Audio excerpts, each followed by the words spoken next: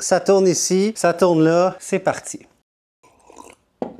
Salut tout le monde, je suis YouTuber, ça a l'air. Fait que on va faire des vidéos. Tout d'abord, bonjour, merci d'être là. Première vidéo avec les moyens du bord, sans monteur, sans motion designer, sans réalisateur, sans rien d'autre que mes mauvaises idées, mais j'ai plus de boss. Yay! C'est là qu'on va voir si j'avais besoin d'un boss. Hein? Ça se peut. Peut-être que ma conclusion, ça va être comme « Ah! Elle avait besoin d'un boss. Elle avait besoin d'aller travailler à l'usine. » Je sais pas, on verra, mais on s'en crisse. On est juste ici, on a du fun. On est ici pour avoir du fun. Parfait? OK, voilà. Aujourd'hui, on va clarifier qu'est-ce que je fais ici, hein, sur YouTube, et non pas à RAD. Puis on va faire ça avec une première vidéo explosive, sulfurique même, où je vais prendre mes anciens reportages, réalisés dans les règles de l'art journalistique, c'est-à-dire en toute impartialité et toute neutralité. Mais la twist, c'est qu'aujourd'hui, je vais vous livrer ce que je n'avais pas le droit de vous livrer à l'époque, c'est-à-dire le fond de ma pensée. Oui, j'ai une pensée! Une! Pourquoi je n'étais pas libre de le faire? Eh bien non! Non, ce n'est pas parce que la main invisible des grands patrons de Radio-Canada me muselait en contrôlant la vérité. C'est pas ça pantoute. C'est juste parce qu'un journaliste à Radio-Canada doit rester impartial et neutre et objectif. Et moi, j'ai envie de franchir cette ligne-là. Fait qu'il faut que je l'assume, puis que je laisse mon poste de journaliste à Radio-Canada. C'est pas mal juste ça qui se passe. L'affaire, là, c'est que oui, en ce moment, il y a un contexte où il y a de moins en moins de gens qui font confiance aux journalistes, puis où il y a de plus en plus de gens qui s'informent à l'extérieur des médias. Puis pour rétablir le lien de confiance, puis aller chercher ces publics-là, ben, les médias, ils essayent des affaires. Puis moi, pendant 8 ans à RAD, ben, j'étais au cœur du laboratoire qui est chargé d'expérimenter. Puis crème, j'étais probablement le journaliste de tout Radio-Canada qui avait le plus de liberté d'essayer toutes sortes d'affaires. Mais c'est pas parce que j'avais beaucoup de liberté que j'avais toutes les libertés. L'on ne fait pas tout ce que l'on veut lorsqu'on a un employeur. Ça, je l'ai appris en travaillant au Normandin à Québec. Quand je me suis fait calcer dehors, je mangeais des saucisses à déjeuner trempées dans la sauce hollandaise à chaque fois que je préparais une commande. Sûrement batté. OK, fait tu vois, ça, j'aurais pas pu le dire dans un topo à Radio-Can. Puis c'est même pas que c'est important. C'est juste si je veux le faire, je peux pas être à Radio-Can. Imaginez que les médias, c'est des restaurants. Si la salle à manger de ton restaurant est de plus en plus vide à chaque année, ta solution, ça peut pas être comme on va faire la même recette tout le temps. Ça peut pas être ça. Si tu fais ça, t'es borné, tu cours à ta perte. À mon sens, tu mérites même pas mieux parce que c'est toi qui refuses d'évoluer puis de t'adapter. Tu vois, ça c'est mon opinion. Je donne mon opinion.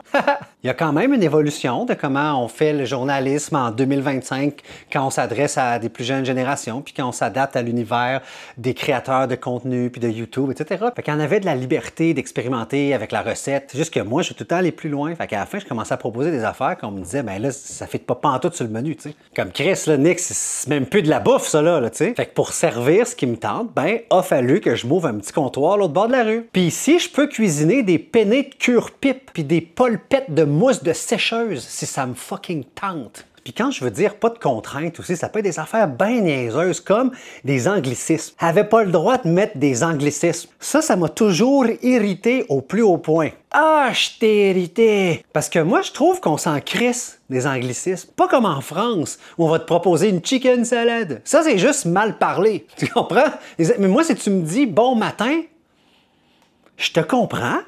Puis je m'entorche que ça soit calqué sur l'anglais parce que moi, je trouve que le français, c'est une langue vivante. Esti. Puis tous les mots viennent de quelque part. Puis c'est correct. Le but, c'est de communiquer. Moi, je les trouve ridicules, les académiciens déguisés en équipe d'escrime. Puis à mon sens, la preuve qu'on s'en fout des anglicismes, c'est qu'à un moment donné, quand tout le monde dit une expression qui vient de l'anglais, à un moment donné, l'Office québécois de la langue française va dire « Ah, c'est passé à l'usage. Là, c'est beau. Là, c'est en français parce que tout le monde dit ça. » Hey, réaliser que c'est un anglicisme, j'ai réalisé que c'est un anglicisme. Faudrait dire « Je me suis rendu compte. » Mais moi, j'ai le goût de dire « J'ai réalisé. » Fac, sur YouTube. J'ai rien que le goût de faire des vidéos. Personne va me dire « Tu peux pas dire ça. » Parce que c'est critiqué.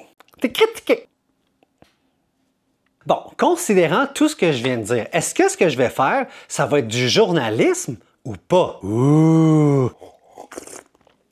Pour vrai, peut-être pas. Mais je suis pas encore prêt à dire que non. Parce que j'ai pas envie de déroger à ce qui, selon moi, est le plus essentiel en journalisme, c'est-à-dire la vérité, la nuance, puis l'équilibre des points de vue. Moi, j'aime ça, présenter des choses nuancées, avec des faits, avec des points de vue équilibrés. J'aime ça. Même quand je déconne, j'ai le goût que ce soit un peu de même. Et je pense que on peut respecter ces principes-là sans faire semblant qu'on est un asti de robot, sans aucune émotion puis sans aucune subjectivité. Ce qui, au final, je trouve, fait notre humanité. Fouille-moi le gros, mais je n'ai pas l'impression que c'est ce qui ressort d'un discours que l'on exprime ainsi. Puis j'ai le goût de l'explorer, ça. Fait que je te cite, comment c'est clair? Oh, j'entends une bonne question. Pourquoi est-ce que j'aurais le droit, moi, d'interpréter les manières dont on peut faire du journalisme ou pas? Ben, c'est parce que l'exercice de la profession de journaliste au Québec, c'est pas régi par un ordre professionnel, selon la loi sur le Code des professions. C'est pas un titre réservé, le titre de journaliste, comme par exemple le titre de notaire, sage-femme, médecin, ingénieur, avocat, et ainsi de suite. Tu sais, je pourrais pas dire, moi, je pense qu'on peut faire de la médecine de même puis m'ouvrir une clinique de greffe de trous de cul. Mais dans les faits, n'importe qui a le droit de se réveiller demain matin puis de décider de s'appeler journaliste puis de rapporter des faits ou de rapporter de la crap si ça y tente. Mon humble avis, c'est que ça devrait pas être de même, hein, pour quelque chose d'aussi important et fondamental dans une démocratie que l'information. Les conseillers d'orientation ont un ordre profesh, hein, ça en prendrait peut-être un pour les journalistes. Tout ça pour dire que moi, je suis juste curieux de savoir si on peut faire du bon journalisme ou pas, tout en montrant toute son humanité et donc sa subjectivité. Alors, voici comment que je me sentais dans mon cœur et qu'est-ce que je pensais dans ma tête pendant que je faisais mon travail impartial et objectif de journaliste. Pow!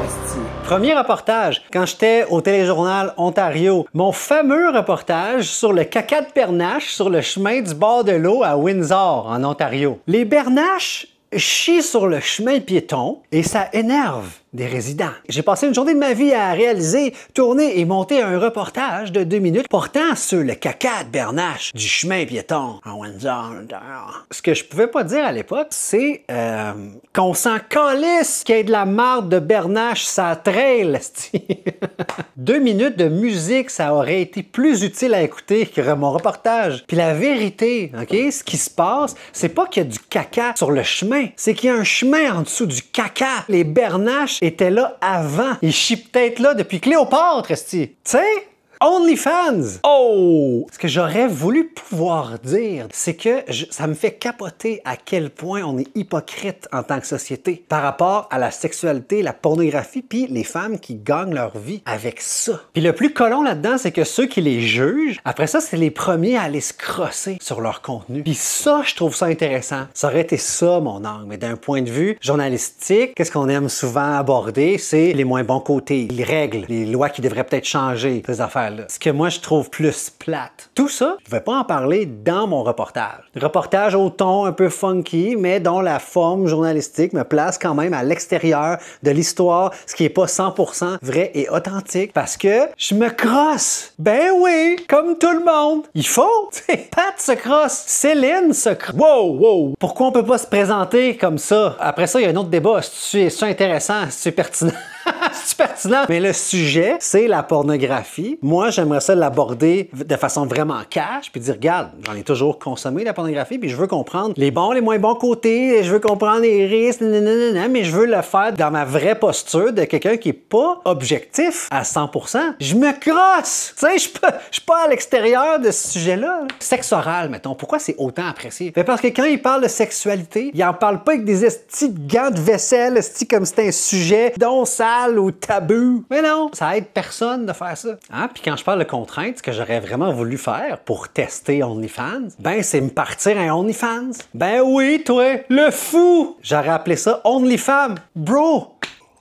Un jour avec une DJ, j'ai suivi la DJ Cinca à New York le temps d'un de ses sets dans un gros club de New York. est dans la même optique de transparence et de subjectivité. Ce que je ne pouvais pas aborder dans mon reportage sur la musique électronique, c'est qu'il y a une méchante gang de monde dans cette salle-là qui était gelée comme des grosses balles pour danser toute la nuit. Et c'est un sujet que je connais très bien parce que, comme ben du monde, j'ai passé une partie de ma jeunesse à sortir danser toute la nuit, gelée comme une grosse balle. Ben oui, j'ai eu 20 ans, j'ai expérimenté toutes sortes d'affaires. Toute l'histoire de la musique électronique, c'est intimement lié à l'histoire des drogues de synthèse. Puis ma perspective la plus intéressante là-dessus, c'est que je sais de quoi je parle parce que je l'ai vécu de l'intérieur. Pour vrai, ça m'a rendu comme ça. Mais c'est intéressant, ça. Mais je peux pas te dire que j'ai pris plein de drogues dans mon reportage à Radio-Canada. Mais moi, le journaliste qui sait ce dont il parle parce qu'il l'a vécu, je le trosse encore plus. Je peux pas fumer du weed dans un topo à Radio-Can, même si c'est légal. Même pas prendre un verre. Il a fallu que je coupe la scène où je bois du vin au souper. J'ai 40 ans, j'ai bu du vin au souper. Ben moi, je le laisserais dans ma vidéo sur YouTube. Bon, fait qu'à date, mon émancipation, c'est quoi? Pas si compliqué. Parler ouvertement de sexualité, parler ouvertement de drogue, les deux pieds, dans de la marde de barnache. OK, il manque quoi? Oh, non,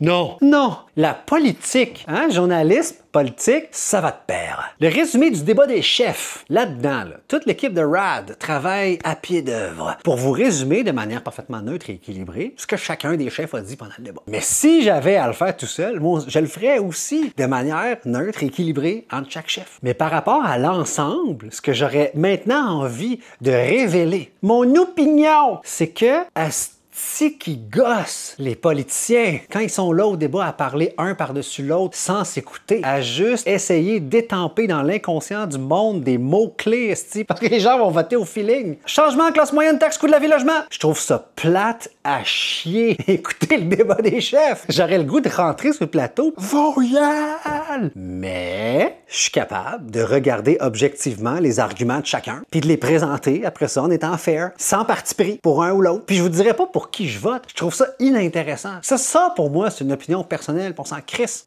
Moi, ce que je veux, c'est aborder des sujets, rencontrer des gens, vivre des affaires, puis le faire sans faire semblant que je reste en rien par rapport au sujet, puis que je vis pas d'émotion. Je trouve ça plus sincère, parce qu'un être humain, dans sa tête et dans son cœur, ça va toujours être subjectif. Je sais même pas si ça fait du sens, mais c'est ça que j'ai envie de faire, puis ça, je pouvais pas le faire dans le cadre du journalisme radio-canadien. Fac! C'est Puis la question que j'ai envie de poser maintenant, c'est si je suis transparent par rapport à ce que je pense puis ce que je ressens, est-ce que vous me faites moins confiance pour vous communiquer l'information que je vous communique? Est-ce qu'il y a une différence entre l'objectivité de la personne qui parle et la neutralité du reportage? Est-ce qu'il y en a un qui est plus important que l'autre? Débattez de ça dans les commentaires après vous être abonné à ma nouvelle chaîne YouTube. Ciao, pow, esti!